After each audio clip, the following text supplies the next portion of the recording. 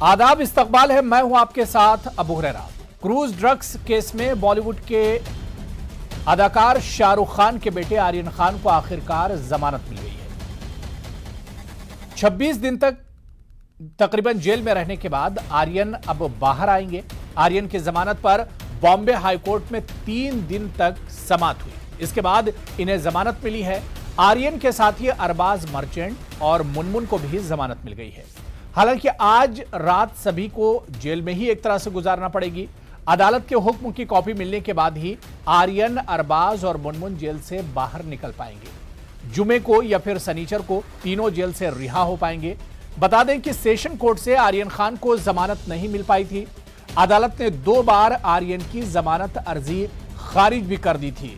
अब आर्यन को जाहिर सी बात है कि जमानत तो मिल गई है, बेल मिल गई है, लेकिन क्या अभी उन्हें पूरी तरह से राहत नहीं मिली है? मुश्किल जो है अभी वो एक तरह से बाकी है। आज इसी को हम समझने की कोशिश करेंगे और इस पर जिस तरह की सियासत हो रही है, उधर समीर वानखेड़े को भी बॉम्बे हाईकोर्ट से वक्ती राहत मिली है। इस तमाम इशू को लेकर क्या वाकई में अभी भी जो पिक्चर है वो एक तरह से बाकी है, इसी को समझने की कोशिश करेंगे। बहुत खास मेहमान मेरे साथ जुड़े हुए हैं। बहुत जल्दी अपने मेहमानों का आपसे तारुफ करा देता हूं। मेरे साथ एडवोकेट आसिफ नकवी साहब हैं, जो कि बॉम्बे हाईकोर्ट के एडवोकेट हैं। आपसे कानूनी पहलू भी हम समझने की कोशिश करेंगे। एडवोकेट आसिफ नकवी जी, आपका बहुत इस्तकबाल है न्यूज़ 18 उर्दू में। महेश तपासे जी, जो कि एनसीपी के स्पोक्सपर्सन है, तर्जुमान है, वो भी मेरे साथ इस डिबेट में जुड़े हुए हैं। महेश तपासे जी, आपका भी बहुत इस्तकबाल है न्यूज़ 18 उर्दू में। और मेरे साथ बीजेपी के तर्जुमान स्पोक्सपर्सन आसिफ भामला जी भी इस डिबेट में जुड़े हुए हैं। आसिफ भामला साहब, आपका भी बहुत इस्तकबाल है न्यूज़ 18 उर्दू में। मैं सबसे पहले महेश तपासे जी आपसे ही शुरुआत करना चाहूंगा। महेश जी, अब ये पूरा मामला काफी बढ़ता जा रहा है। जिस तरह से नवाब मलिक जी की एंट्री होती है, समीर वानखेड़े को भी आज बॉम्बे हाईकोर्ट से हमने देखा कि राहत मिली है वक्ती तौर पर, और दूसरी तरफ हमने देखा जिस पर सबकी नजर थी कि आर्यन को बिल आखिर जमानत मिल गई है, उन्हें बेल मिल गई है। अबू भाई, सबसे पहले आपको और अभी सब आपके सभी दर्शकों को मेरा सलाम। मैं ये कहना चाहूंगा कि महाराष्ट्र के जो माइनॉरिटी के मंत्री हैं और एनसीपी के बड़े एक नेता हैं हमारे नवाब मलिक साहब, उन्होंने पूरे क्रूज रेड के संदर्भ में 2 पहलुओं पे उन्होंने आक्षेप रखा। पहला पहलू ये था कि मनीष भानुशाली कौन है। मनीष भानुशाली भारतीय जनता पार्टी का एक नेता है, जिसके फोटोग्राफ प्राइम मिनिस्टर के साथ, होम मिनिस्टर के साथ और बाकी भारतीय जनता पार्टी के आलाकमान नेताओं के साथ उनके फोटोग्राफ्स हैं। दूसरा जो विटनेस एनसीबी ने रखा, उनका नाम है केपी गोसावी। अब ये महाशय ने अपना फोटो फ्लैश करके आर्यन खान के साथ पूरे हिंदुस्तान में, वर्ल्ड में, सोशल मीडिया में डाला, और 2 दिन के बाद एनसीबी की तरफ से खुलासा आया है कि जिस व्यक्ति का डाला गया है वो उसका एनसीबी के साथ कोई संबंध नहीं है, ना कोई अधिकारी है, ना वो कुछ किसी प्रकार के एनसीबी के एम्प्लॉयमेंट में। जब एनसीबी ने ये बात रखी, नारकोटिक्स कंट्रोल ब्यूरो ने ये बात रखी, तो हमें लगा कि ये व्यक्ति है कौन जो इतना उसको पकड़ के लेकर आ रहा है, फोटो भी खींच रहा है, फोन पे बात भी करा रहा है। हमें लगा कोई अफसर होगा एनसीबी का, क्योंकि मतलब बॉडी से तो लग ही रहा था अफसर टाइप का। तो हमें जब मालूम पड़ा कि वो है नहीं, तो हमने तफ्तीश की, छानबीन की। छानबीन में ऐसा मालूम पड़ा कि ये भी एक फर्जी व्यक्ति है, जिसके ऊपर पुणे पुलिस के अंदर एक मुकदमा दर्ज है, और मेरे ख्याल से 2017 या 18 से वो ये मुकदमे के चक्कर में पुणे से गायब है। फिर 3 दिन पहले जो तीसरे नंबर के गवाह है प्रभाकर सैल, उनका बयान आया। उन्होंने कहा कि मैं केपी गोसावी के यहाँ नौकरी करता हूँ, मैं केपी गोसावी का बॉडीगार्ड हूँ, मैं बेरोजगार हूँ, मैं फलाना हूँ, मेरे को पता नहीं था, मेरे तो ब्लैंक पेपर पे दस्तखत लिए गए। तो ये सारी चीजें जब उभर के आई तो नवाब मलिक जी को लगा कि यहाँ पे कुछ ना कुछ दाल में काला, बकायदा पूरी दाल ही काली है। फिर उन्होंने समीर वानखेड़े जी, जो जोनल डायरेक्टर है नारकोटिक्स कंट्रोल ब्यूरो, उनके संदर्भ में कुछ तफ्तीश करने की, छानबीन करने की कोशिश करी। उस बीच एक लेटर नवाब मलिक जी को आया, जो किसी अफसर ने लिखा था एनसीबी के, या किसी जूनियर ऑफिसर ने लिखा होगा, लेकिन उसने सिर्फ अपने दस्तखत किए, नाम नहीं लिखा। उसमें उन्होंने कहा कि किस प्रकार से कुछ गलत कार्रवाइयां पिछले 1-2 साल में यहाँ पे हुई हैं, और नवाब मलिक जी को जैसे ये लेटर प्राप्त हुआ, उन्होंने पब्लिक डोमेन में रखा, मीडिया के सामने रखा और उसकी कॉपी नहीं, बिल्कुल बिल्कुल। देखिए, एक एक केस जो एक क्रूज से शुरू हुआ था, वहां पर ड्रग्स से जुड़ा हुआ मामला था, और उसके बाद अब हम इसमें देख रहे हैं कि सियासत भी शुरू हो गई। बॉलीवुड का तो तड़का था ही, और सियासत भी शुरू हो गई, और अब ये पूरा एक तरह से फिल्मों जैसा नजर आ रहा है। ऐसा लग रहा है ये एक किसी फिल्म की स्क्रिप्ट हो। मैं आसिफ भामला जी आपके पास आना चाहूंगा। आसिफ भामला जी, जिस तरह से पूरा मामला आर्यन से जुड़ा हुआ मामला था, ड्रग से जुड़ा हुआ पूरा मामला था, लेकिन इसमें अब आप देखिए कि समीर वानखेड़े ही एक तरह से फंसते हुए नजर आ रहे हैं।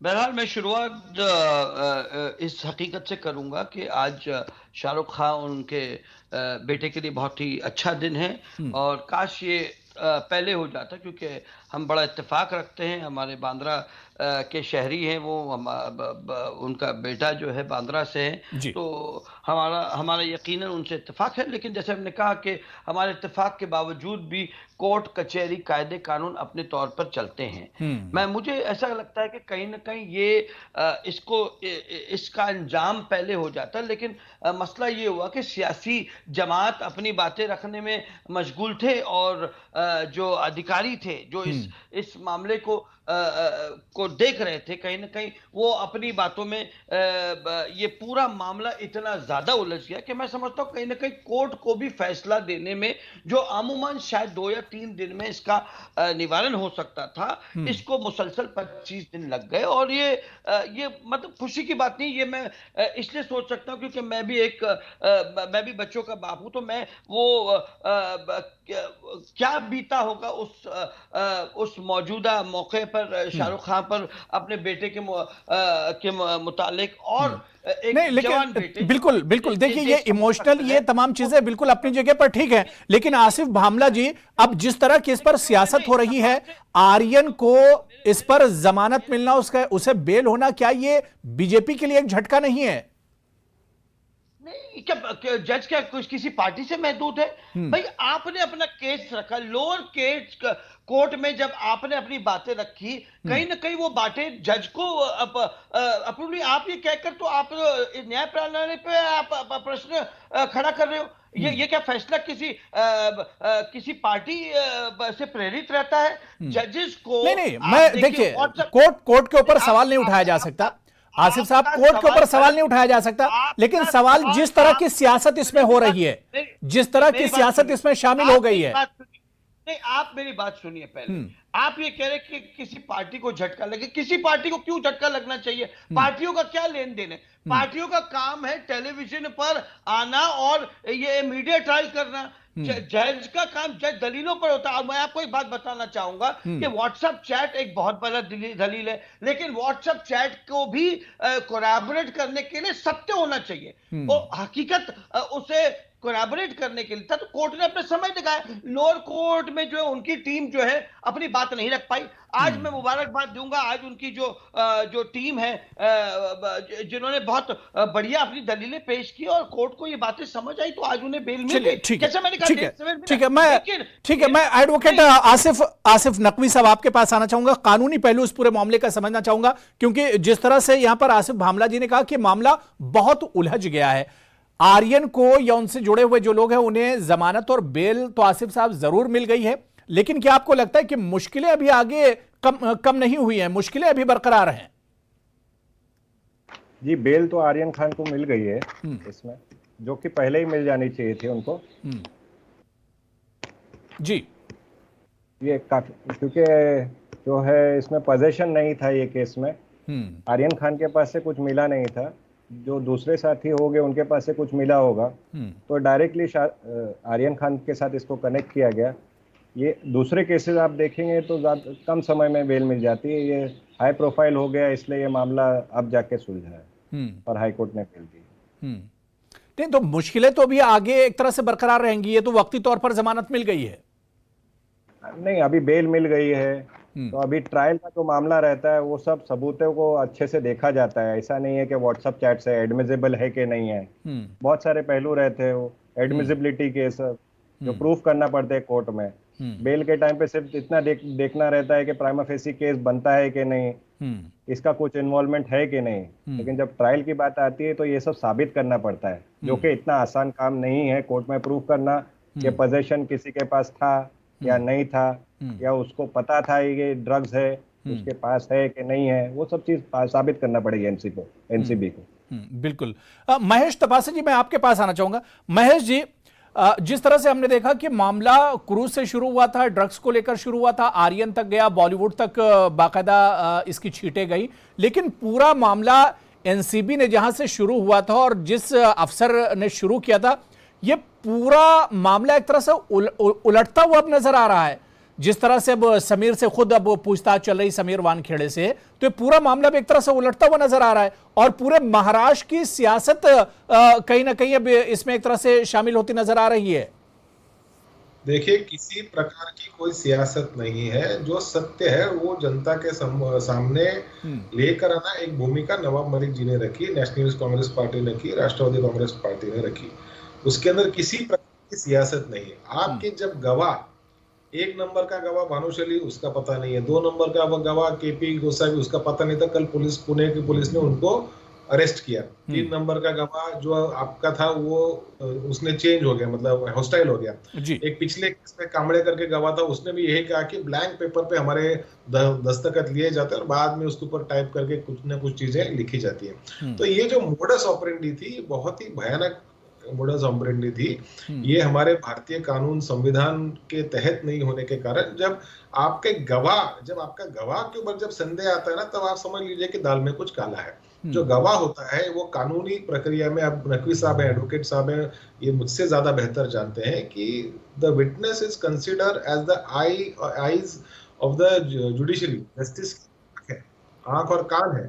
अगर जब विटनेस का ही जब डामाडोल हो, पूरा दारोमदार उनका जो डामाडोल हो गया, तो फिर उसके बाद तो फिर कुछ बचता नहीं है ना। और जिस व्यक्ति विशेष की आप बात कर रहे हैं, जो जोनल प्रमुख थे नारकोटिक्स कंट्रोल ब्यूरो पे, उनके संदर्भ में दूसरा ऑब्जेक्शन ये आया कि वो उन्होंने बैकवर्ड क्लास के होते हुए, फिर मतलब उनके पिताजी शायद पहले बैकवर्ड क्लास थे, फिर बाद में इस्लाम में उन्होंने अपने आप को कन्वर्ट किया और उसके बाद नौकरी के लिए फिर उन्होंने बैकवर्ड क्लास का सर्टिफिकेट लिया। तो हिंदुस्तान की जो संविधान है, शेड्यूल्ड कास्ट का रिजर्वेशन सिर्फ हिंदू, सिख और बुद्धिस्ट, ये 3 लोगों को ही शेड्यूल्ड कास्ट का रिजर्वेशन मिल सकता है। अगर कोई व्यक्ति शेड्यूल्ड कास्ट का क्रिश्चियनिटी में या दूसरे इस्लाम में या तीसरे किसी और फेथ में कन्वर्ट करता है other than Sikh and Buddhist, तो उसको शेड्यूल कास्ट का रिजर्वेशन नहीं मिल सकता। ये बात उजागर आई तो सारी मतलब इनका निकाह कैसे हुआ, ये सारी चीजें पब्लिक डोमेन में इसीलिए रखी गई कि अगर किसी व्यक्ति ने संविधान का दुरुपयोग करते हुए पिछड़े वर्ग का आरक्षण का लाभ गलत तरीके से लिया, के संदर्भ में कानूनन कार्रवाई होनी चाहिए। ये तो देखिए, ये तमाम चीजें कानूनी हैं और इस पर कानूनी पहलू क्या कुछ कहते हैं या कानून क्या कुछ कहता है, ये तो तमाम चीजें अब सामने आएंगी, क्योंकि अब समीर को भी कोर्ट के सामने पेश होना है, समीर वानखेड़े को। मैं आसिफ भामला साहब आपके पास आना चाहूंगा। आसिफ भामला जी, क्या आपको लगता है कि सियासत की वजह से जो पॉलिटिक्स इस केस में हुई, उसकी वजह से ये केस बहुत लंबा एक तरह से खिंचता चला गया, या यूं कहा जाए जो आर्यन को बेल मिली, आर्यन के साथ के लोगों को जो बेल मिली है, 25 दिन का वक्त उसमें लग गया और यह महज सिर्फ सियासत की वजह से हुआ है ऐसा? इस मौजू पे मैंने आपको शुरुआत में ही मैंने अपनी जो बात की दाखिलात दी, मैंने आपसे वही शुरुआत में ही वो इस मौजू पे बात बता दी एक आपको। दूसरा मैं ये कहना चाह रहा हूँ कि भाई जो सरकारी संस्थाएं हैं, जो हाई प्रोफाइल संस्थाएं हैं, हमें जो है इनको हम इन पर इल्जाम लगाने के पहले हमें बहुत सोचना चाहिए, क्योंकि देखिए देश का और न्याय प्रणाली का बहुत बड़ा भरोसा होता है इन पर, और कहीं ना कहीं जो है ये भरोसा लोगों से मिटना चाहिए, वरना कायदा सोई व्यवस्था इस देश में जो है खतरे में आ सकती है। जहां तक कि महेश जी की बात है, मैं उनकी बात से इत्तेफाक रखता हूं। गोसावी नहीं, मेरा देखिए, मेरा आसिफ भामला जी, मेरा सवाल ये है कि मामला बहुत ज्यादा उलझ गया। बिल्कुल सीधा सीधा मामला था, क्रूज में पार्टी चल रही थी, वहां पर ड्रग्स मिला या नहीं मिला, जो भी है ये कानूनी पहलू है, और उसके बाद जो गिरफ्तारी हुई और गिरफ्तारी के बाद जो पूरा प्रोसेस होता है, लेकिन इसमें बीच में जिस तरह की सियासत हुई, मामला उलझ गया, ये मेरा सवाल है। मैं आपसे वही तो जवाब देना चाह रहा हूँ कि जो महेश जी बात कर रहे थे, गोस्वामी जी और भानुशाली जी की, जो उनकी गलतियां हैं, अगर वो गलत करते पकड़े गए तो कानून को अधिकार है। महाराष्ट्र का अपना एक एनसीबी का एक अलग डिवीजन है, नारकोटिक्स एक स्क्वाड है, यहाँ इंडिपेंडेंट हम इसे जांच कर सकते हैं, यहाँ गृह मंत्रालय, तो उनके तहत अभी जैसे उन्होंने गोसावी को अरेस्ट किया या भानुशाली को, तो वो अगर उन्होंने गलत किया है तो किसी भी पार्टी को भ्रष्टाचार का समर्थन आपने करना है, हमें करना है, या महेश ने करना है, ऐसी बात नहीं है, नवाब भाई ने करना, ऐसी बात ही नहीं है। हम सब न्याय के हित में और न्याय को के गुहार रखते हुए, यदि अगर उन्होंने भी गलत किया, किसी से भी पार्टी से भी जुड़े हुए, मैं तो आपसे ये खुल के भी कहूंगा, तो उन्हें भी अगर सजा मिलनी चाहिए तो वो दुरुस्त है। लेकिन जहां तक प्रभाकर की बात है, 23 दिन बाद वो प्रकट होते हैं और फिर वो कहते हैं कि भाई मेरे पास तो नौकरी नहीं है, मेरे पास तो रहने को घर नहीं है, और फिर जाकर वो जो है अपने आप को जो है सरेंडर करके कुछ बातें करते, तो वो एक संजीदा मैटर है। खैर, उस पर भी कोर्ट और न्याय प्रणाली ने अपना फैसला करना चाहिए। हम कोई जिम्मेदारान नहीं है जो इस पर तहकीक करे, लेकिन मेरा कहने का मतलब यह है कि ये जो न्याय की जो संस्था है, इनको जो है, और खास तौर पे जो अधिकारी है, हम इन पर हम किस तरीके से इन पर पेश आए, ये तमाम चीजें जो है। एडवोकेट आसिफ नकवी जी, ठीक है, नकवी जी मैं आपके पास आना चाहूंगा। नकवी जी, आगे इसमें क्या कुछ होगा? बेल तो मिल गई, जमानत मिल गई, लेकिन पूरा का पूरा मामला भी बाकी है। क्या आपको लगता है कि जो पिक्चर है वो अभी एक तरह से बाकी है? मुश्किलात जो है, शाहरुख खान के बेटे कह ली या इससे जुड़े हुए जो लोग हैं, आर्यन खान, मुश्किलात अभी उनके सामने होंगी। जी जी जी, अब जैसे खुलासा हो रहा है कि इसमें फ्रेमिंग का एंगल लग रहा है कि आर्यन खान या दूसरे लोगों को फ्रेम किया गया है, ये इन्वेस्टिगेटिंग एजेंसी के ऊपर डाउट क्रिएट करेगा और ये जो केस है वीक होते जाएगा। क्योंकि अगर विटनेस ही अगर उसमें से किसी ने दबाव में साइन किया है या पंचनामा नहीं हुआ है, ये सब जो है इसको एविडेंस माना नहीं जाएगा कोर्ट में, और ये इनकी हार होगी एनसीबी की इसमें। नहीं तो कानून ये देखता। हाँ जी, बोलिए। जी जी, अब किस तरह के आगे मुश्किलें किस तरह की आ सकती हैं? क्या जिन लोगों को पकड़ा गया है, जो लोग इसमें कसूरवार माने जा रहे हैं, क्या उन्हें लेकर अब ये केस एक तरह से कमजोर होता नजर आ रहा है, या ये केस आगे चलकर कमजोर हो जाएगा? ये आगे चल के थोड़ा कमजोर हो जाएगा, क्योंकि जिस हिसाब से ये बोला जा रहा है कि भाई जो विटनेस है, जो ब्लैंक पेपर पे साइन लिया गया है, जबरदस्ती साइन किया गया है, तो ये जब चीज चार्जशीट में आएगी, ये सब डाउट क्रिएट करेगी। इसको साबित करना एनसीबी के लिए आसान नहीं होगा। मतलब एक फिल्मी स्टोरी जैसी नजर आ रही है। जी जी जी, बिल्कुल। मैं महेश तपासे जी आपके पास आना चाहूंगा। महेश जी, क्या एक बड़ी राहत इसे समझा जाए, जिस तरह से नवाब मलिक जी और एनसीपी, या यूं कहा जाए कि महाराष्ट्र की जो सरकार थी, क्या अब इस पूरा मामला जिस तरह से गरमाया हुआ था, और अब जमानत मिलने के बाद, बेल मिलने के बाद, अब इसमें कहीं ना कहीं महाराष्ट्र सरकार के लिए भी एक राहत होगी? खबरों में पूरा ये मामला बहुत छाया हुआ था। देखिए, सबसे पहले मैं वापस एक बार कहना चाहूंगा कि जब से ये पूरा कांड हुआ और जब हमने केपी गोसावी नामक व्यक्ति को आइडेंटिफाई किया, मनोज भानुशाली को आइडेंटिफाई किया, तब से नवाब मलिक जी लगातार ये कह रहे हैं कि पूरा मसला फर्जी है, पूरा मसला कुकड अप स्टोरी है, इसमें कोई तथ्य नहीं है। पहले दिन से बोल रहे हैं। अब एक सोचिए कि एक रूलिंग पार्टी का जवाबदार नेता, जो मंत्री भी है, अगर कल कुछ चीजें गलत अगर साबित हुई तो उनको मंत्री पद से भी हाथ धोना पड़ सकता है, पॉलिटिकल करियर से हाथ धोना पड़ सकता है। जो मैटर सब जुडिस है, तो कुछ ना कुछ कन्विक्शन उनके पास, नवाब मलिक जी के पास रहा ही होगा। इसीलिए वो इतना निडर होके बोल रहे हैं कि सब पूरा फर्जीवाड़ा जो उनका शब्द उन्होंने इजाद किया, तो उसके तहत वो कह रहे हैं। तो आज सारी चीजें सामने आ रही हैं। जो पंच थे, जो गवाह थे, वो हॉस्टाइल हो गए हैं। वो सारे मतलब पुराने केसेस के भी गवाह एक बयान देने लग गए हैं। शेड्यूल कास्ट का रिजर्वेशन का दुरुपयोग का मसला सामने आया। तो कहीं ना कहीं जो व्यक्ति है उसके ऊपर अभी नारकोटिक्स कंट्रोल ब्यूरो ने भी ये जांच शुरू कर दी। पहले आपने कहा कि पुलिस ने मुझसे पे चाहिए। फिर आपने कल आज मेरे ख्याल से हाईकोर्ट में भी आप गए, हाईकोर्ट में आपने याचिका की कि जो भी मसला है वो आप सीबीआई के पास या एनआईए के, अरे एनआईए के मसले इतनी बड़ी बात नहीं है, ये सीबीआई के मसले की इतनी बड़ी बात नहीं है। अगर आपका कास्ट सर्टिफिकेट झूठा है तो ministry of personal affairs and ministry of social justice आप पे कार्रवाई करेगी। तो कानून के तहत नहीं, अगर बिल्कुल जाहिर सी बात है कि आर्यन को बेल या जमानत जरूर मिल गई, और जिस तरह से एडवोकेट आसिफ नकवी साहब कह रहे थे कि मामला बहुत ज्यादा उलझ चुका है, तो अब देखना यह बहुत अहम होगा कि इसमें अभी भी एक तरह से पिक्चर जो है वो पूरी तरह से साफ नहीं है, क्लियर नहीं है, पिक्चर अभी भी बाकी है। आगे चल के अब ये मामला क्या कुछ रुख लेता है, उस मामले के क्या कुछ पहलू आगे निकलते हैं, ये देखना बहुत अहम होगा। लेकिन बड़ी और अहम बात यही है कि शाहरुख खान को जो इंतजार था या उनकी फैमिली को जो इंतजार था वो खत्म हुआ है, बेटे को जमानत मिल गई है, लेकिन जमानत के बाद क्या मुश्किलें खत्म हुई हैं, ये देखना बहुत अहम होगा। बहुत बहुत शुक्रिया महेश तपासे जी मेरे साथ जुड़ने के लिए। आसिफ भामला साहब आपका भी बहुत बहुत शुक्रिया, और एडवोकेट आसिफ नकवी साहब आपका भी बहुत बहुत शुक्रिया डिबेट में जुड़ने के लिए। आदाब।